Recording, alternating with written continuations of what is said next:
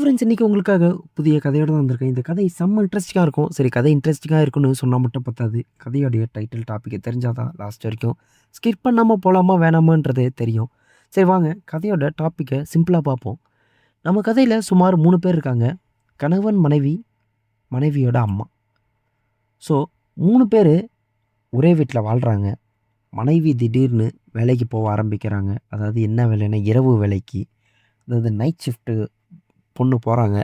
அப்படி போற காரணத்துக்காக, இப்ப மாப்பிள பகல் ஷிஃப்ட் போறாரு. ஸோ, மாப்பிள பகல் ஷிஃப்ட்டு, மனைவி நைட் ஷிஃப்ட்டு. மனைவியோட அம்மா வந்து டே, நைட் 2 பேர் அவங்க வந்து எல்லா நேரமும் வீட்லயே இருக்காங்க. ஸோ, மனைவி வந்து மாப்பிள்ளைக்கு வந்து சரியா இல்லாத ஒரு காரணத்துக்காகவும், அதே மாதிரி இந்த மாமியாருக்கும் கணவர் இல்லாத ஒரு காரணத்துக்காகவும், என்ன பண்ணாங்க மாமியாரும், மருமகனும் அப்படின்ற ஒரு உண்மை சம்பவ கதை தான் இது. இந்த கதை கண்டிப்பாக இன்ட்ரெஸ்டிங்கா இருக்கும். ஸோ, லாஸ்ட் வரைக்கும் ஸ்கிப் பண்ணாம பாருங்க. நம்ம சேனலை சப்ஸ்கிரைப் பண்ணாதவங்க சப்ஸ்கிரைப் பண்ணிட்டு போகலாம். சரி வாங்க வீடியோக்குள்ளே போகலாம். சரி வாங்க ஃபஸ்ட்டுலேருந்து நம்ம கதையை பார்ப்போம். நம்ம கதையில் என்னென்னா மாமியார் மருமகன் மனைவி. இந்த பொண்ணு வந்து ஒரு இடத்துல வேலைக்கு போயிட்டுருக்கு. இந்த பொண்ணு வந்து மிகப்பெரிய வசதியான குடும்பம்லாம் சொல்ல முடியாது. நான் இப்போ எதை சொல்ல வரேன்னா ஃபஸ்ட்டு கல்யாணத்துக்கு முன்னாடி வாழ்க்கையை வந்து பேச வரேன் இப்போ.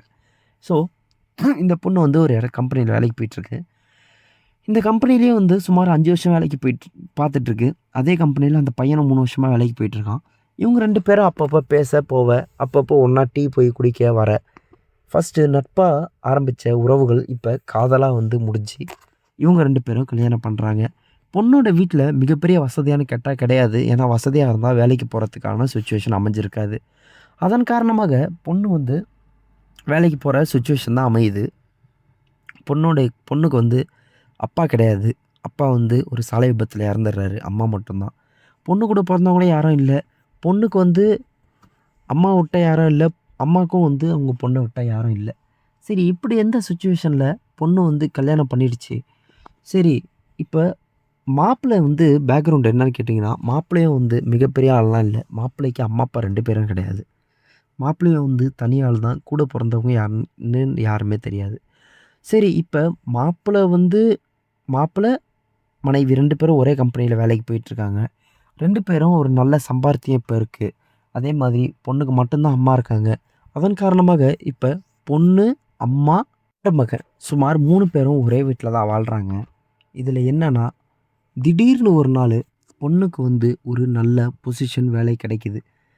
என்னன்னா, பொண்ணு வந்து நைட் ஷிஃப்ட் தான் போயாகணுன்ற ஒரு சிச்சுவேஷன் அமையுது. ஆனா, இவனுக்கு வந்து இதில விருப்பம் இல்ல. ஏன்னா, இந்த பொண்ணு வந்து வேற கம்பெனி மாறப்போக தான் வந்து இந்த பிரச்சனைகள் வருது. அதன் காரணமாக, "நீ எதுக்கு வேலைக்கு போற? அதாவது வெளி கம்பெனிக்கு போற? நீயும் நானும் ஒரே கம்பெனியில தானே வேலை பார்த்தோம். நமக்குள்ள என்ன பிரச்சனைகள்? நம்ம நல்லபடியா தானே இருக்கோம். நல்ல சம்பளம் தானே வருது. இது உனக்கு பத்தாதான்ற ஒரு பிரச்சனைகள் வருது." அப்பதான் அவங்க மாமியார் சொல்றாங்க, "பரவால்ல மாப்பிள, விடுங்க மாப்பிள என் பொண்ண.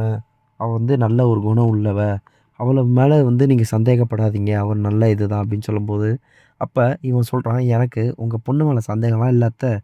எனக்கு வந்து உங்க பொண்ணு நைட் ஷிஃப்ட் போறது வந்து எனக்கு சுத்தமா பிடிக்கலன்ற மாரி இந்த பையன், அதாவது மருமகன் வந்து சொல்றான். சரி வேற வழியே இல்லாம நல்ல சம்பளம். ஏன்னா, இந்த பொண்ணுக்கு ஆல்ரெடி 80,000 சம்பளத்தில இருந்த பொண்ணு, திடீர்னு 3,00,000 சம்பளத்துக்கு போகுது. சரி இவன் என்ன சொல்றான், "சரி நீ பார்த்து போயிட்டு வா" அப்படின்றான்.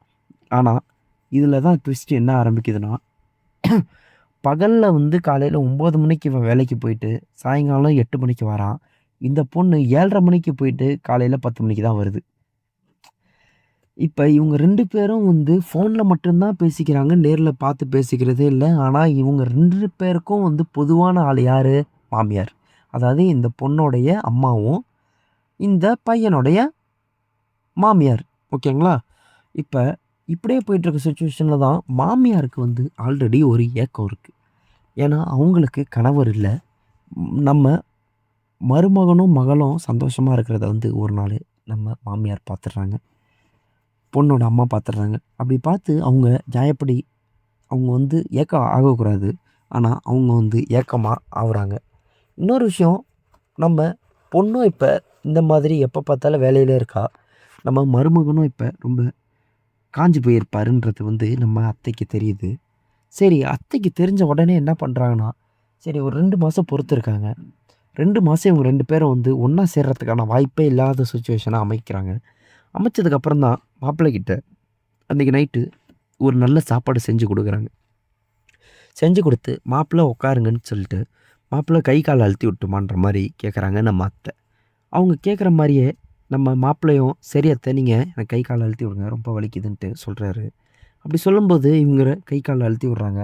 இப்படியே சொல்லும்போது தான் நம்ம அத்தை மாப்பிள்ளைட்ட சொல்றாங்க, "மாப்பிள எனக்கு ஒரு ஆசை. இந்த மாதிரி நீங்களும், என் பொண்ணும் சந்தோஷமா இருக்கிறத நான் பார்த்தேன். அன்னையிலேருந்து எனக்கு ஏக்கம்.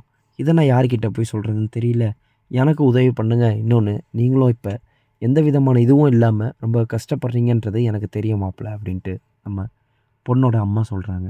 பொண்ணோட அம்மா சொல்லும்போது, அன்னைக்கு பொண்ணு நைட் ஷிஃப்ட்ல இருக்காங்க. அதன் காரணமாக பொண்ணோட அம்மா சொல்றது வந்து, நம்ம மாப்பிள்ளைய வந்து அவங்க கண் கலங்கி பேசுறாங்க. அவங்க ஏக்கத்துல இருக்காங்கன்ட்டு மாப்பிள்ளை ஏத்துக்கிறாரு. அதுக்கப்புறம் இவங்க 2 பேரும் சந்தோஷமா இருக்கிறாங்க.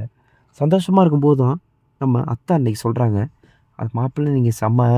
இந்த மாதிரி நான் வந்து பார்த்ததே இல்ல. நான் இத வந்து சுமார் 10 ஆண்டுகளா வந்து 10 டூ 11 ஆண்டுகளா நான் வந்து ஏங்கிட்டு இருக்கிறேன். இந்த ஏக்கத்த தீர்த்த உங்களுக்கு கோடான கோடி நன்றி" அப்படின்ட்டு கால்லலாம் விழுறாங்க. அப்ப நம்ம மாப்பிள்ளை என்ன சொல்றாருன்னா, "அத்தை நானும் வந்து இந்த அளவுக்கு பார்த்ததே இல்ல. உங்க பொண்ணு உங்கள மாரிலாம் இருந்தா சான்ஸே இருக்காது. இப்ப உங்க பொண்ணு சுத்தமா சரியில்ல. அதற்கு நான் எப்படிதான் நான் வெளியில போய் எத தேடணும்னு யோசிச்சுட்டு இருக்கும்போது, நீங்க வந்து எனக்கு வாழ்க்கை குடுத்தீங்க அத்த" அப்படின்ற மாரி நம்ம மாப்பிள்ளை சொல்றாரு. சரி இப்படியே போயிட்டுருக்க சிச்சுவேஷன்ல 2 பேரும் சுமார் 1 டூ 3 ஆண்டுகள் வந்து சந்தோஷமா இருக்காங்க. செம்ம சந்தோஷமா இருக்காங்க. இப்பதான் ஒரு ட்விஸ்ட் ஏற்படுது. இந்த பொண்ணுக்கு வந்து ஒரு சில சந்தேகங்கள் ஏற்பட ஆரம்பிக்குது. நம்மளும் வந்து வருஷக்கணக்குல வந்து இது நைட் ஷிஃப்ட்ல போறோம். இவன் வந்து சரியில்ல. நம்ம அம்மாவும் வந்து நம்ம புருஷன்கிட்ட ஏன் இந்த அளவுக்கு நடந்துக்கிறாங்க?